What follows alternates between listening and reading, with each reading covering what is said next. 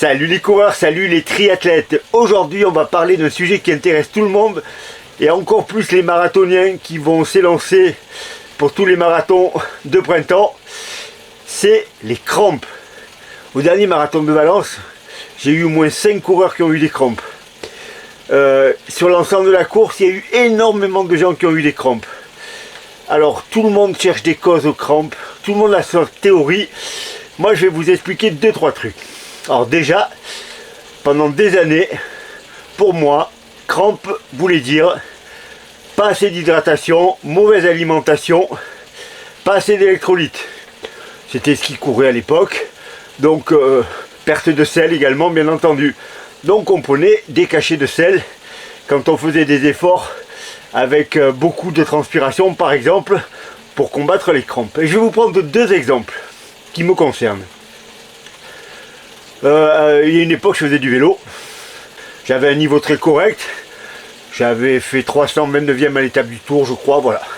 Et un jour je fais une cyclo, c'était une cyclo un peu spéciale où selon les catégories d'âge, le départ était décalé. Et moi j'étais dans le dernier groupe parce qu'à l'époque j'étais beaucoup plus jeune. Et pendant 50 bornes, j'ai fait le mariole en tête du peloton avec des gros braquets. Et puis d'un coup, j'ai eu les 2 jambes paralysées. J'étais obligé de m'arrêter, de m'allonger par terre, je ne pouvais plus rien faire.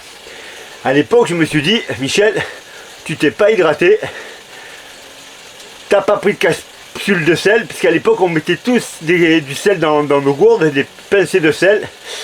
Et moi, je collais des petits cachets de sel sur mon cadre, et là, j'avais rien pris parce que j'étais à fond dans ma course. À partir de là, j'ai pris des cachets de sel, et je me suis dit, ça y est, j'ai plus de crampes. Quelques années plus tard, sur mon 2e marathon, un marathon qui n'existe plus, j'étais à Carqueiranne. Il avait la particularité d'être, c'était quasiment un gros aller-retour de 21 km. C'était mon 2e marathon, j'avais décidé de casser la barrière des 3 heures. Et donc je pars pour ce marathon, et les 21 premiers kilomètres face au vent. Et là, au semi-marathon, 1h25, face au vent. Dans ma tête, ça fait tilt. Je me dis, mais Michel, aujourd'hui, tu vas péter une performance. Tu vas rentrer au moins aussi vite que ce que tu es venu. Je fais le début du retour.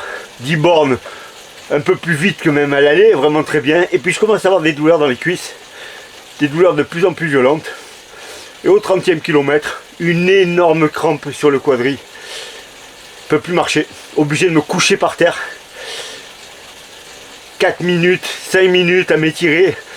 Ensuite j'ai pu repartir en trottinant pour franchir la ligne d'arrivée en 3h10 avec les larmes qui coulaient tellement j'étais écœuré. Et là pareil, je me suis dit, j'ai pas assez bu, le vent m'a déshydraté, j'ai pas pris d'électrolytes. Alors à l'époque on parlait pas d'électrolytes, hein.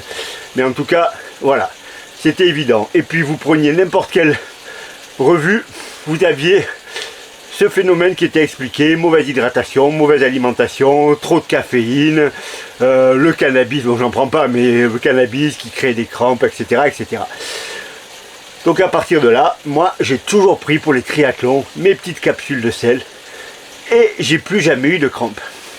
Or, aujourd'hui, on sait quasiment à coup sûr que c'est pas la cause des crampes.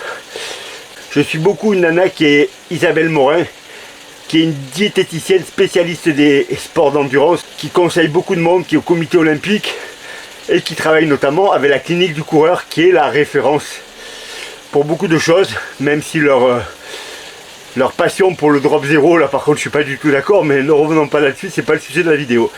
Isabelle Morin, vous pouvez trouver plein de web séminaires sur l'alimentation. Moi j'ai appris des tonnes de trucs avec elle, vraiment je vous conseille de regarder ça, vous tapez son nom. C'est une québécoise vraiment extraordinaire. Et donc, elle, sur la clinique du coureur, elle a fait un papier où elle explique qu'à aujourd'hui, toutes les études montrent qu'en aucun cas des gens qui ont crampé ont une baisse d'électrolytes plus importante que des gens qui ne crampent pas. Que des gens qui sont déshydratés n'ont pas plus de crampes également. Et que tout ça, c'est du pipeau en fait. Et que la seule différence, c'est qu'au bout d'un certain temps, on crampe parce que les muscles ont trop été sollicités et qu'ils n'ont pas assez l'habitude. Et là, moi, j'ai remonté le fil de ce que je vous ai dit tout à l'heure. Et je suis remonté à cette cyclosportive où j'avais crampé. Et je me suis rappelé qu'à l'époque, je faisais 100-150 km par semaine, maximum. Alors que plus tard, effectivement, j'ai plus jamais crampé. Mais j'étais à plus de 1000 km par mois. Pour la course à pied, c'est exactement la même. Quand j'ai crampé sur le deuxième marathon, moi, mon entraînement, c'était 50-60 km. J'avais l'impression d'en faire beaucoup. Et puis, petit à petit, j'ai augmenté pour dépasser les 100 km, voire beaucoup plus par la suite. Et effectivement, j'ai plus jamais crampé. Alors, on va pas être bête. À l'époque, je pense que je me suis trompé. Et que si j'avais eu les kilomètres dans les jambes, eh ben, j'aurais pas fait ces crampes. Alors, après, il y a autre chose. Il y a tout ce qui est fait placebo. C'est-à-dire, on vous persuade que prendre du sel, ça va vous éviter d'avoir des crampes. Déjà, mentalement, vous êtes dans le bon truc. Donc, de toute façon, il ne faut pas hésiter à prendre des petits trucs qui vont vous aider mentalement à tenir le coup. Mais maintenant, c'est clair. Et là, si vous creusez un peu, vous allez trouver la même chose. Si vous ne voulez pas cramper sur marathon, eh ben, il faut faire beaucoup de kilomètres. Il ne faut pas courir que 8 semaines, comme on vois dans des plans marathons, où ça donne envie de pleurer. Où on fait croire aux gens qu'ils vont se mettre à faire des marathons tranquilles, à des allures élevées, en faisant 8 km. Non, il faut accumuler des kilomètres. Et la plupart du temps, sur marathon, vous avez des crampes. Et ça arrive, mais vous vous rendez bien compte que vous n'avez jamais de crampes sur semi, que vous n'avez jamais de crampes sur 10 bornes ou sur 5 km. Ce qui prouve bien que c'est la distance qui pose un problème. La distance avec l'allure, bien entendu. Donc, si vous ne voulez pas avoir de crampes, augmentez progressivement votre kilométrage. Augmentez progressivement votre kilométrage, c'est l'une des deux solutions. La deuxième, bien entendu, c'est de faire du renforcement musculaire. Alors maintenant, c'est devenu courant. Beaucoup d'athlètes font de la musculation. À une époque, les coureurs d'endurance n'en faisaient pas, ils avaient peur de prendre du poids. J'ai déjà fait des vidéos là-dessus. Pour ne pas prendre de poids, il y a deux méthodes. Le travail de la force, série très courte, 2-3 répétitions, avec un gros temps de récupération, avec des charges très lourdes, 95% de votre max sur des squats, de la presse, etc. pour travailler vos cuisses. Ça, c'est la première méthode qu'utilisent les coureurs. Mais au niveau crampes, moi je utiliserai plutôt la deuxième, qui est l'endurance force. Là, c'est l'inverse. On prend des charges entre 55 et 60% de votre max. On fait des séries minimum de 20 reps, voire même 30 reps, avec un temps de récup très court, 30, et on fait 10-12 séries. Là, sur la muscu, on se rappelle qu'on fait ou du lourd ou du léger long, mais on ne fait pas entre les deux. Si vous faites 8 à 10 répétitions avec des charges entre 70 et 85% de votre max, vous faites du volume. C'est-à-dire, vous faites de la musculation comme les culturistes pour arrondir vos bras, prendre du pec, mais en aucun cas c'est utile pour la course à pied. Par contre, si vous faites de l'endurance de force et que vous faites 10-12 séries de 30 squats avec une petite charge, avec un petit temps de récup, et que vous faites ça une fois par semaine pendant toute votre prépa marathon, je vous garantis que vous n'aurez pas de crampes parce que vos muscles seront super habitués à travailler longtemps. Donc, on résume. Vous pouvez boire, il faut mieux boire bien entendu, hein, mais ça c'est pour d'autres raisons. Vous pouvez prendre des électrolytes. Pourquoi pas une pincée de sel dans votre eau si vous emportez votre gourde, ou des capsules de sel, vous en trouvez chez Decat. Pourquoi pas? Mais a priori, c'est pas ça le truc. Vous pouvez un peu supprimer la caféine si vous en prenez beaucoup. Ça aussi, pourquoi pas? Mais la même chose, il n'y a rien qui prouve vraiment que ça va vous déclencher des crampes. Par contre, faites plus de kilomètres à l'entraînement pendant toute votre prépa. Quand on parle de prépa, on parle toujours de plus de 12 semaines, s'il vous plaît. Moi, par exemple, je vais attaquer ma prépa pour Berlin. Je vais l'attaquer après le marathon de Paris. Je vais partir sur 24 semaines, je pense, pour monter tranquillement en charge, pour pouvoir faire les kilomètres. Et ensuite, on rajoute une séance de muscu par semaine. Alors, pour les coureurs, eh ben, on va travailler, par exemple, les squats, les fentes, le soulevé de terre, la presse à cuisse.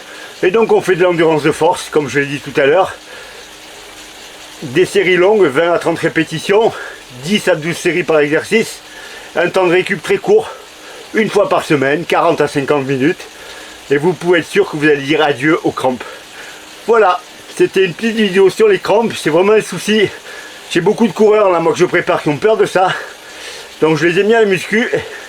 Je leur ai dit, allez, on va rajouter un peu des kilomètres. Alors comment on rajoute des kilomètres? On l'a déjà vu. Hein.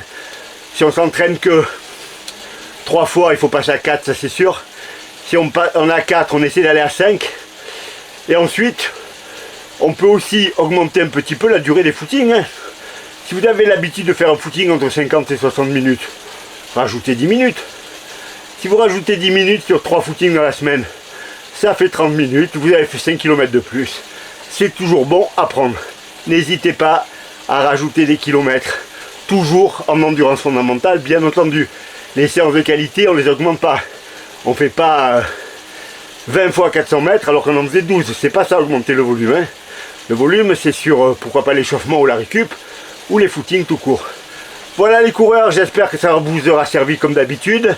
N'hésitez pas à me faire votre retour sur vos problèmes de crampes si vous en avez. Et si vous avez trouvé des solutions. Je vais mettre en lien de cette vidéo les études sur les crampes que j'ai trouvées sur la clinique du coureur. J'ai 4 liens, je vais vous les mettre. Vous pourrez les regarder. Je vous mettrai l'article d'Isabelle Morin également. Ça pourra vous aider. Alors, comme je le dis toujours, moi je suis pas médecin, je suis pas un spécialiste de la diététique, si ce n'est par des années de pratique, par des années de discussion avec des diététiciens, en écoutant des gens très compétents. Je ne fais que répéter ce que je peux voir ou entendre. Hein. Là, j'ai pas la compétence pour savoir si tout est vrai, mais en tout cas, moi, je sais que quand je fais beaucoup de kilomètres, j'ai jamais de problème. Là, à Séville, j'avais pas beaucoup de kilomètres. Au début, j'ai cru que j'allais avoir une crampe. Alors, il s'avère que c'était une déchirure, mais ça aurait pu être une crampe. Parce que j'avais pas dépassé les 100 bornes, ou quasiment pas sur ma prépa. Et je sais que moi, il me faut beaucoup de kilomètres pour être bien, pour pas avoir de problème de jambes. Voilà les coureurs, voilà les triathlètes. J'espère que ça vous sera utile. Alors, pour cette prépa, la muscu, c'est un peu tard, mais peut-être pour la prochaine. Pour les kilomètres, c'est un peu ça. Là, il vous reste que 5 semaines, c'est trop tard. Mais ne psychosez pas sur les crampes. Si vous avez fait ce qu'il fallait, il n'y aura pas de crampes. Voilà, n'oubliez pas de liker la vidéo, de vous abonner si ce n'est pas fait. Merci de partager ma vidéo auprès de vos copains aussi, pour me faire de nouveaux abonnés. Je vous dis à bientôt, on se retrouve très vite. Bon entraînement à tous.